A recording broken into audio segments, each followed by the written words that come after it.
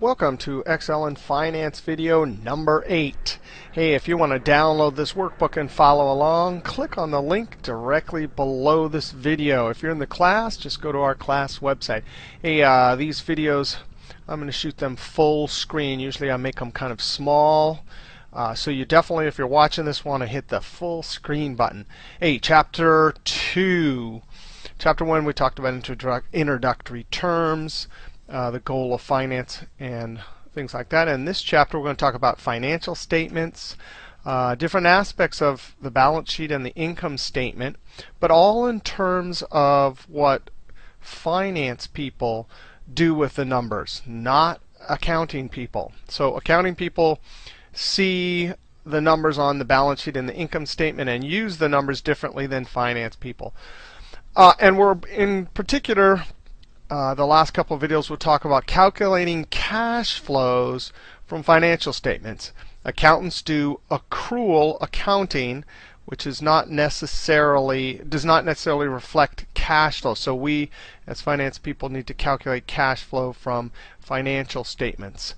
And we'll talk about the difference between average and marginal tax rates. All right, first we'll take a look at the balance sheet. I'm going to click on this tab right here. Balance sheet. Last video we talked about assets equal liabilities plus equity. That is the fundamental accounting equation. Not just accounting, finance, everyone dealing with businesses and numbers uses this equation here. The balance sheet just reflects this. Assets on one side equals, and then there's two other things on the other side, some liabilities and some equity. Now I have in this sheet here, if you point to these little red comments, they have notes. Last chapter and in chapters coming up, I'm going to have lots of PDFs. In this chapter, I just don't really have. I have one PDF that shows a deductive proof for one of the formulas we're going to use. But otherwise, all the notes are in this workbook. Now, this is a note for those of you who have done accounting.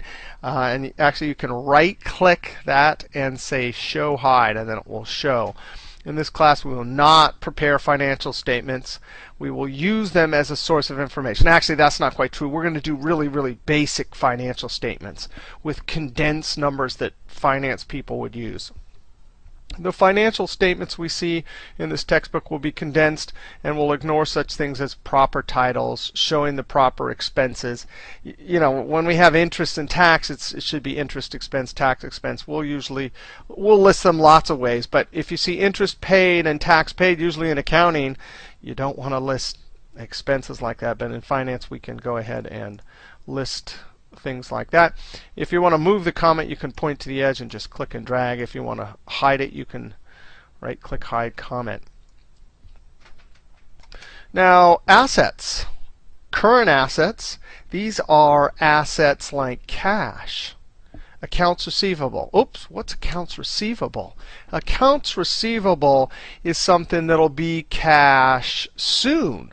This is when Home Depot gives the lumber to the contractor, and the contractor pays him 30 days later. So when you see accounts receivable, $465 or millions as it may be here. It looks like my screen is not, there we go, in millions. That means that number of dollars is owed to Home Depot. So accounts receivable is like a holding tank until we get the cash from the customers we've extended credit.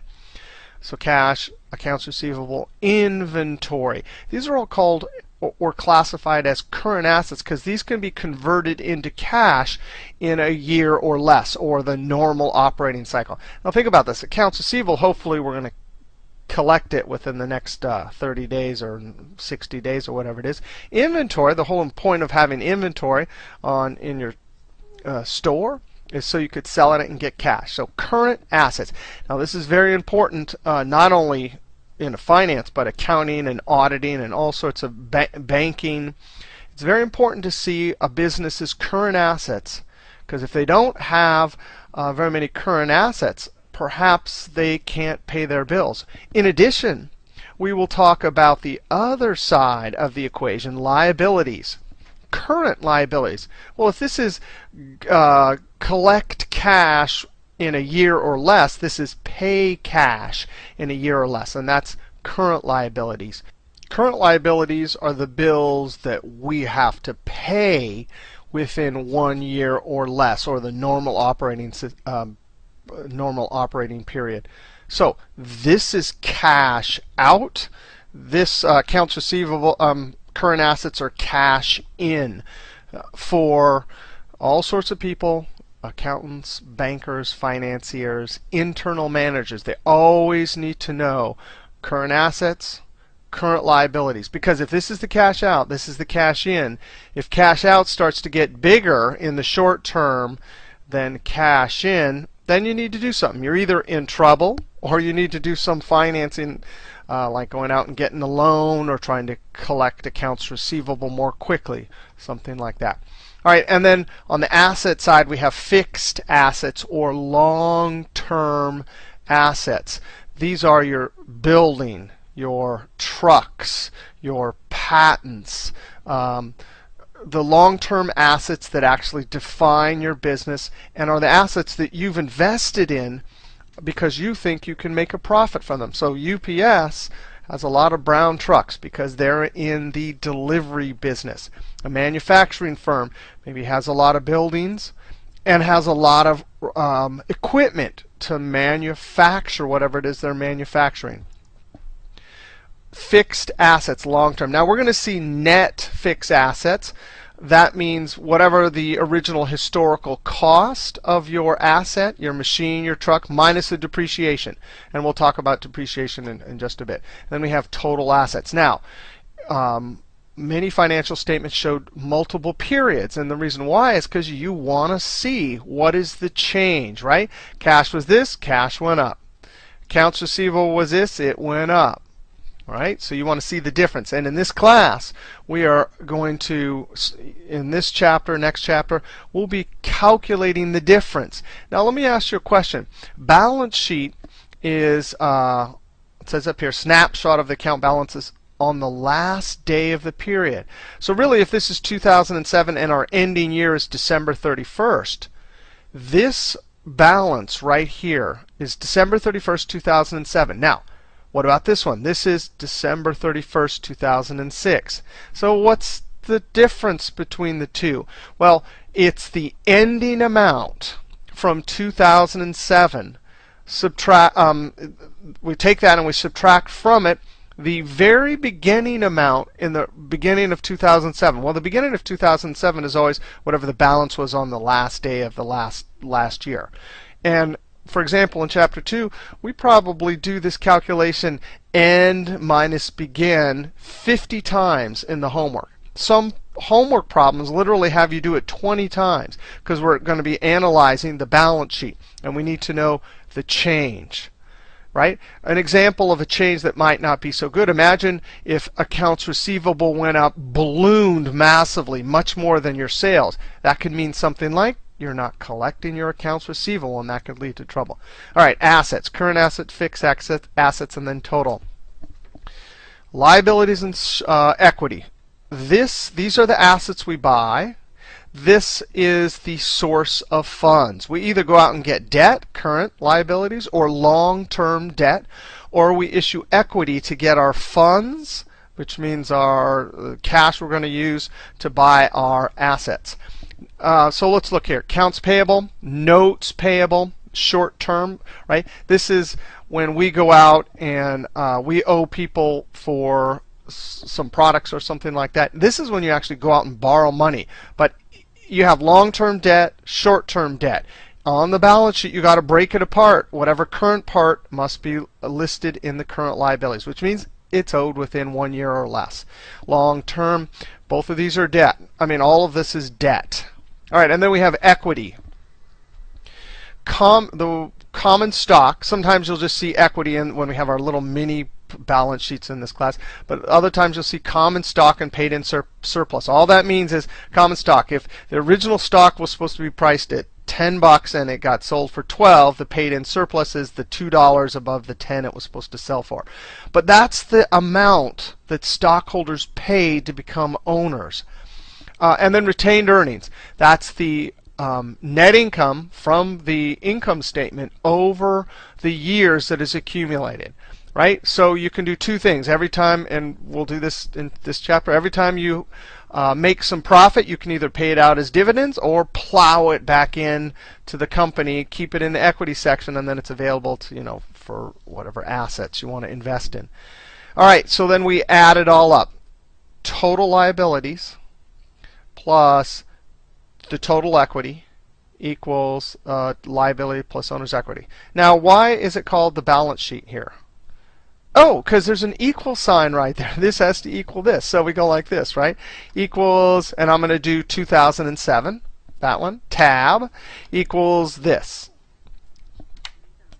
And I'm going to say, is this equal sign, is that cell equal to this cell? Tab, true. All right, so that's why it's the balance sheet. All right, working capital. We were talking about current assets and current liabilities. Let's go up and talk about current working capital. Oh, right. We were mentioning this earlier, right? If current liabilities are getting too big or even much bigger than current assets, you're kind of in trouble, right? Because if this is current assets, right? Things like cash, inventory, accounts receivable, it means cash coming in.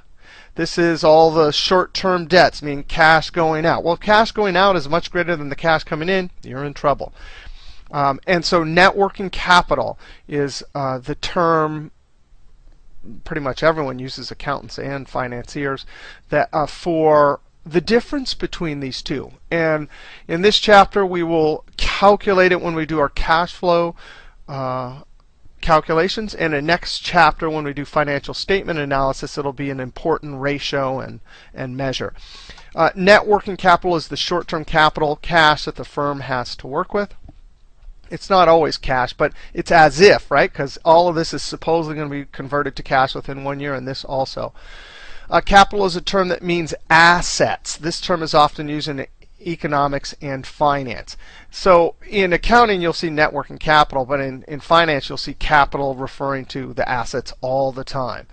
In accounting, you see assets, but the one exception is net working capital. All right, so let's here in this cell. Now, I'm on this sheet working capital, and my balance sheet is back over here. And I want to calculate our net working capital here for at the end of 2006. So I'm going to do a formula, and we're going to do sheet references. Now, equal sign is the symbol you put in to say, hey, Excel, I'm going to do a calculation. And to get some numbers on a different sheet, you just got to type the equal sign and then click on that sheet. Right, here is the 2006, and again, balance sheet is always the last day of whatever period. This one's a year, by the way. It could be month, or even some companies have everything automated and they do it by the day. Nevertheless, current assets minus current liabilities, right? So I'm going to come down here, let's see, total. This is 2006, current assets, total. Now look up here, you can see the formula. Equals, and then balance sheet, that explanation point means this is on a different sheet, and then B13. I'm going to type a minus and watch what happens. Right there you can see that minus, and then I'm going to click current liability total for 2006. Now notice up in the formula bar here we can see our formula. It's really just two cell references, but they happen to be on the sheet called balance sheet. Now those little apostrophes usually come around because if you have spaces, it doesn't like spaces, so it puts that single apostrophe. But that explanation point is what tells the formula this is a sheet name. All right, now as soon as you get it done, do not click back on the sheet. You can see this one, we're building it here, but that one's white because that's where the formula is being created. Do not click back because it will ruin your formula. What you do is you hit Enter. Now I'm going to click right here and I'm going to hit the F2 key. There it is. There's our formula. Okay, so that's pretty good. Now, net working capital is all over the place. Different businesses, different industries have different numbers that are good or bad, but in general, you want it positive. Now, let's go over to a different sheet. I'm going to jump to the sheet. Where is it?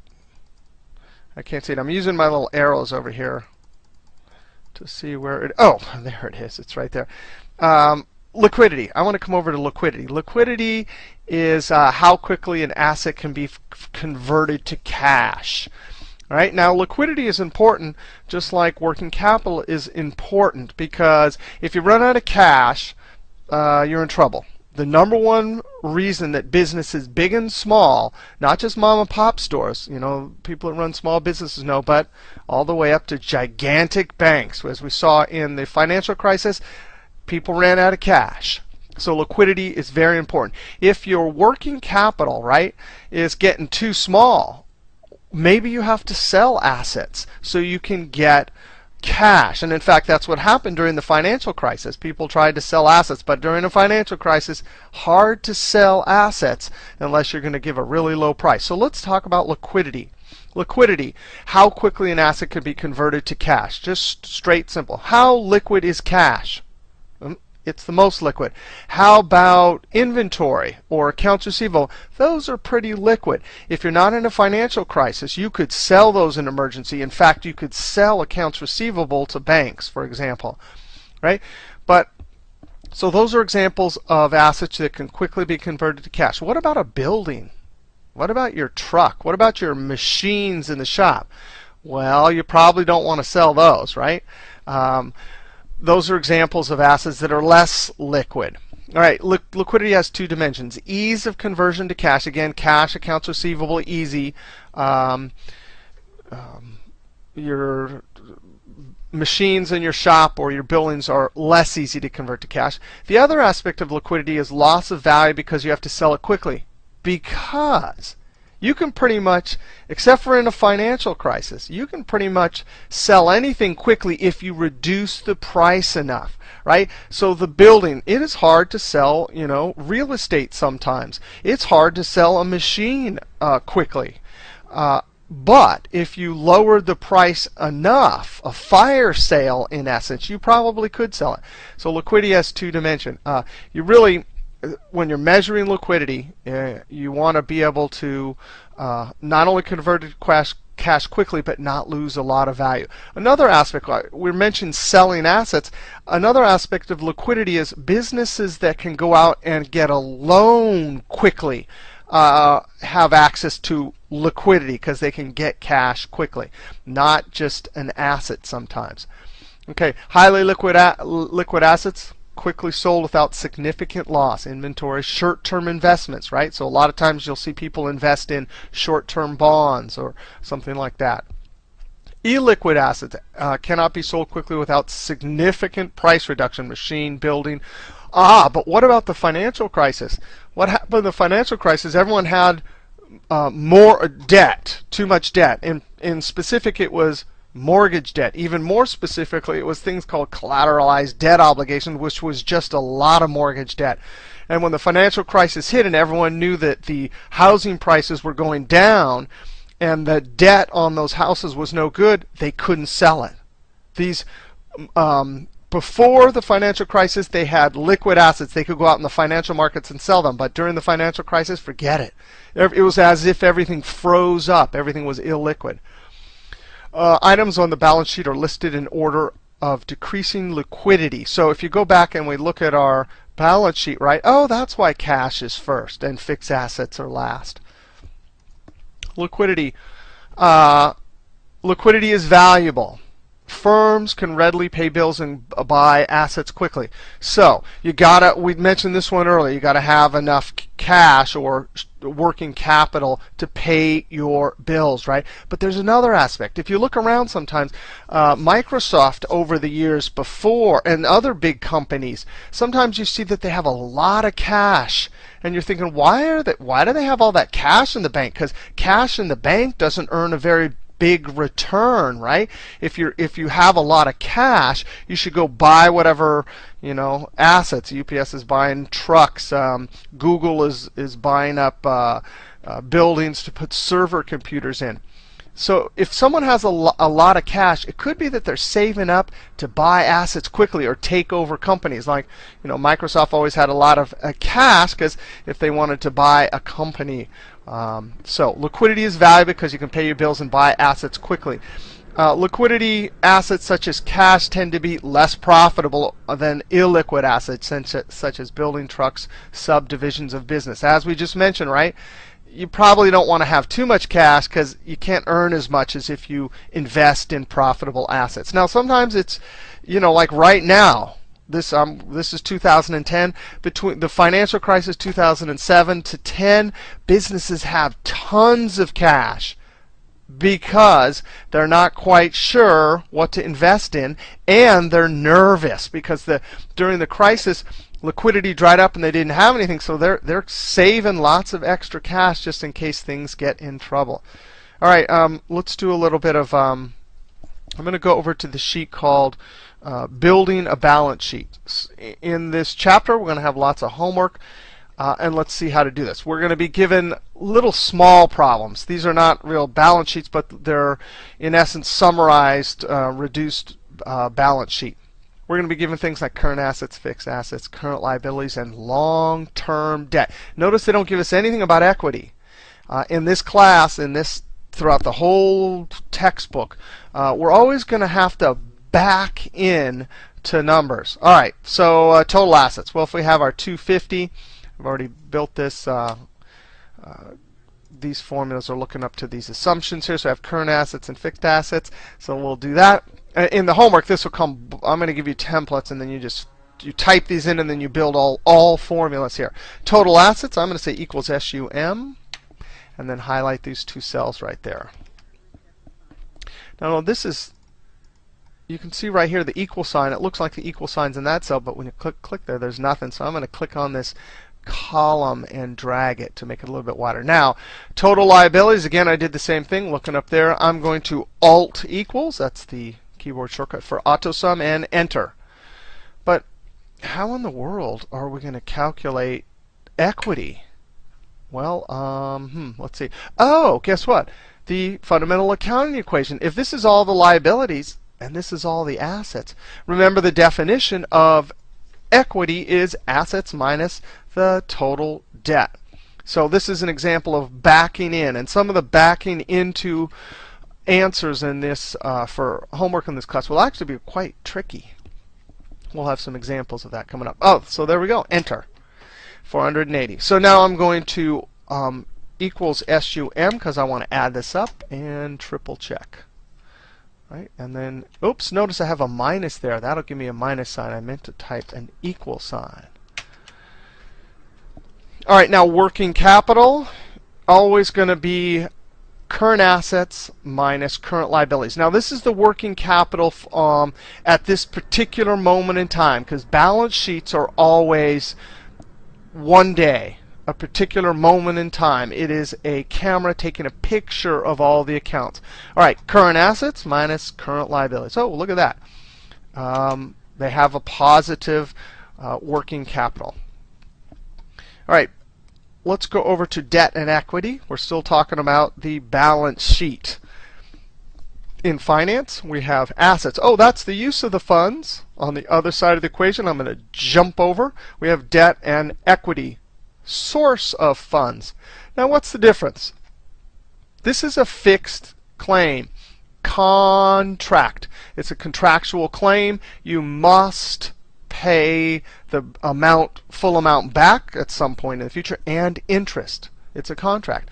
This is a residual claim. Guess what? When you go out and invest in the stock market, if the company does the company have to pay you back by contract the full amount? So you bought a stock for 10 bucks. Does it have to pay you back? No way. If it goes bankrupt and there's not enough money to even pay off the creditors, you get nothing. So residual means left over. Not only that, but dividends. Just here's contract, right? It says you must pay interest, 5% interest, right? You must pay it. It's a contract. You don't get paid, you go to court. Or you go into bankruptcy. But this, forget it. Dividends are only paid when there's something left over. Now, what is the upside? Why would people ever do equity if it's always residual? Because if it's a good idea, think about the early investors in Microsoft. If it's a good idea, you can make a lot of money, right? Interest expense is a cash out, and it is tax deductible. Wow. We're going to see an example of that just coming up here. But because it's tax deductible, when you pay interest, there's cash interest. Let's just say $25 going out. Because you get to put it on your tax return and subtract it, it means you will avoid paying some taxes. Avoid if you hadn't incurred debt. So when you pay out 25 bucks, actually you get a little benefit on your tax. So it's not a total 25 bucks. Maybe it's like 23 net that you will get. And we will see an example of that. Tax deductible, huge advantage to debt. That is why over the last quarter century, companies have loaded up on debt a lot because there's a benefit. Dividends cash out is not tax deductible. And we'll see an example. We'll compare buying a new machine and using debt and equity, and we'll see that there is a small advantage of using debt. Debt also is paid off first during bankruptcy. You get whatever's left over. All right, let's go to this next sheet here. Debt. I just want to point out the word, well, the topic of whether to use debt or equity to raise funds is called capital structure. The term financial leverage is used when the firm has debt. So leverage, it just means like a big leverage thing. You can actually, if you're using debt wisely, it can, you have that advantage of a tax deductible you have that tax deductible advantage, and we'll see an example of that later. But leverage is the word they use. Next chapter, in chapter 3, when we do financial ratios, we'll have ratios that will tell us how much leverage we're using. The more debt as a percentage of assets, the more leverage. And leverage can magnify gains and losses. More later on that. Market value versus book value. I think this is our last topic in this video about the balance sheet. And then next video we'll do income statement. Market value, that's the amount of cash we would get if you sold it. Now, market value, you hear a lot about this. Market value for financial assets like stocks and debt sometimes, right? You actually can go out and see what the market value is every day. But most assets, you know, all the machines and the trucks and the buildings, and all sorts of other assets don't really have a market where you can go and see what the actual price is if you sell it, right? So market value can be slippery sometimes. People make estimates, but it's only for assets that, or debt that have markets where we can go see a price that market value is easy to get. Otherwise, forget it. You do not know for sure until you sell it. You never know for sure until you sell it. Book value. This is what accountants have been doing for a long time, because how in the world are you going to get market value? So accountants say, forget it. Book value is more reliable. When I buy the thing, the business, the inventory, the building, whatever it is, that receipt told me how much it is, and that's when I'm going to record it. This is called the historical cost principle. Required by GAAP, generally accepted accounting principles. Except some financial assets are recorded as market value. And actually, there's a huge debate. Right before the financial crisis, the FASB and other regulations for accounting said that businesses had to record many financial assets, particularly in banks, had to record financial assets, debt and assets, at market value. But what happened during the financial crisis is that many of their assets they couldn't sell anywhere, and they had no idea what the price was. They had to write it down, and they had to do a lot of guessing. So market value actually, although it's a pretty good idea, it's been heavily debated because if we have bubbles like our housing bubble or the dot-com bubble in the 90s, then there's a problem with recording things at market value. Actually, the FASB, the accounting, generally accepted accounting principles before the crisis said banks had to record things at market value, and actually it was suspended, and now it's being debated whether it's a good idea or not. But in general, at least through the history of accounting, accountants have recorded things at historical cost. Book value of assets often doesn't reflect the firm's most valuable assets, such as talented employees and managers. Right, more and more employees are really what can make a particular entity worth whatever it's worth. But there's no asset called employees. Customer lists, reputation. Not only that, but the actual, all the things that they buy can change radically. The actual tangible, these are all like intangible assets, but tangible assets also can change a lot also. That's why if you look at publicly traded companies, their market value, if you look and see all the stocks, whatever it's worth in the stock market, can be radically different than what's on their balance sheet. Stockholders' equity. Market value for share of stock is virtually always different than the book value. We just said that. Since the goal of financial management is to maximize the market value of the stock, and again, we talked about the problems with that, but again, in theory, that's a good value. If that's the goal, thus the financial manager is interested in market value, not book value. And sometimes, for a financial manager, you can go out and look at the stock market and see what the value of that stock is, and you know how many there are, so you can actually very easily calculate market value and compare it to the book value, which book value just means the total asset value on your balance sheet. All right, let's try a little example here. We have a few homework problems where we're going to do this. We will just be given the numbers. We're not going to have to go out and do research on it. Fixed assets book value. Fixed assets appraised market value. Now that says appraised, but again, if it's a publicly traded company, you can easily get the stock value at any particular moment and then the number of shares outstanding and calculate that. Net working capital book value, that's all in our books. Net working capital market value, that could be pretty slippery, but perhaps inventory increased in value or went down. In this example, it went up. Long-term debt. We want to calculate what is the book value of equity. What is the market value of equity? Well, here's our book. Net working capital. Right there. And the market equals this 800. Enter. Net fixed assets, the book value, right there. Tab. And then this one right here. All right, now we have book and market. Now I'm going to highlight these two cells and use the keyboard shortcut Alt equals. Alt equals is auto sum. Notice it did both of them at once. If you don't believe it, hit the F2 key and you can see sure enough it got it right. All right, now let's come over here. They gave us debt. We're going to have to back into our equity again. The debt, I'm going to go right there. Tab. Oh, we're going to assume that the debt didn't change, so I'm going to say that one right there. And well, now what do? What's the stockholders' equity? Oh, well, we can back into this again, right? Just like we did in our last example. There's total assets. Actually, I better put total assets.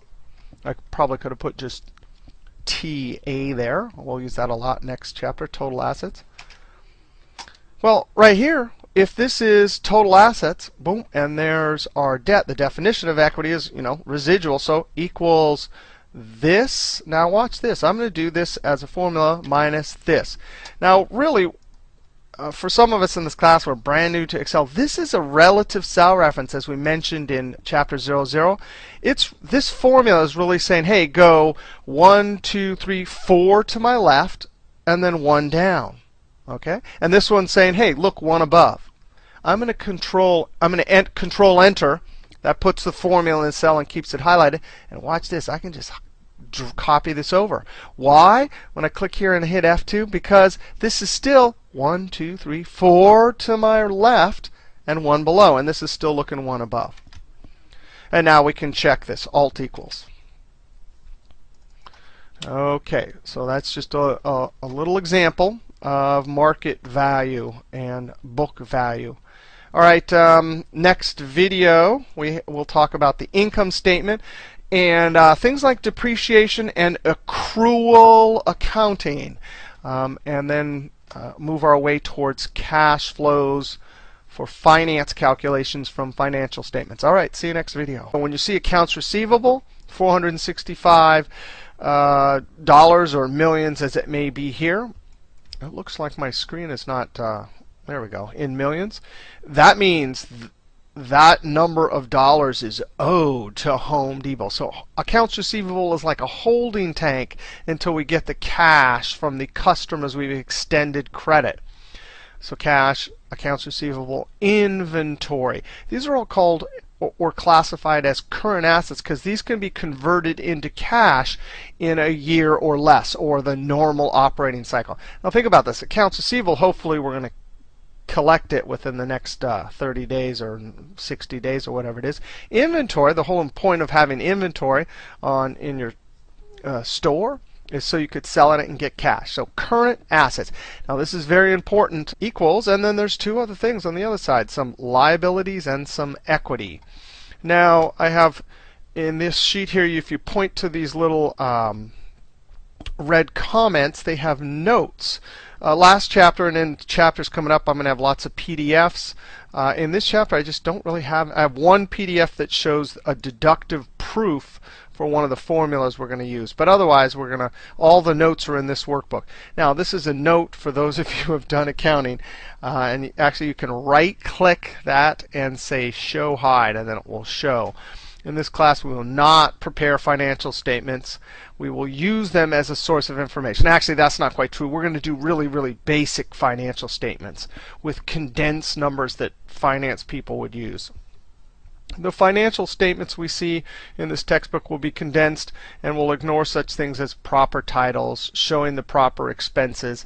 You know, when we have interest and tax, it should be interest expense, tax expense. We'll list them lots of ways, but if you see interest paid and tax paid, usually in accounting, you don't want to list expenses like that. But in finance, we can go ahead and list things like that. If you want to move the comment, you can point to the edge and just click and drag. If you want to hide it, you can right-click Hide Comment. Now, assets, current assets. These are assets like cash. Accounts receivable. Oops, what's accounts receivable? Accounts receivable is something that'll be cash soon. This is when Home Depot gives the lumber to the contractor, and the contractor pays him 30 days later. So welcome to Excel and Finance video number 8. Hey, if you want to download this workbook and follow along, click on the link directly below this video. If you're in the class, just go to our class website. Hey, these videos, I'm going to shoot them full screen. Usually I make them kind of small. So you definitely, if you're watching this, want to hit the full screen button. Hey, Chapter 2. Chapter 1, we talked about introductory terms, the goal of finance, and things like that. In this chapter, we're going to talk about financial statements, different aspects of the balance sheet and the income statement, but all in terms of what finance people do with the numbers, not accounting people. So accounting people see the numbers on the balance sheet and the income statement and use the numbers differently than finance people. And we're, in particular, the last couple of videos we'll talk about calculating cash flows from financial statements. Accountants do accrual accounting, which does not necessarily reflect cash flow. So we, as finance people, need to calculate cash flow from financial statements. And we'll talk about the difference between average and marginal tax rates. All right, first we'll take a look at the balance sheet. I'm going to click on this tab right here. Balance sheet. Last video we talked about assets equal liabilities plus equity. That is the fundamental accounting equation. Not just accounting, finance. Everyone dealing with businesses and numbers uses this equation here. The balance sheet just reflects this. Assets on one side,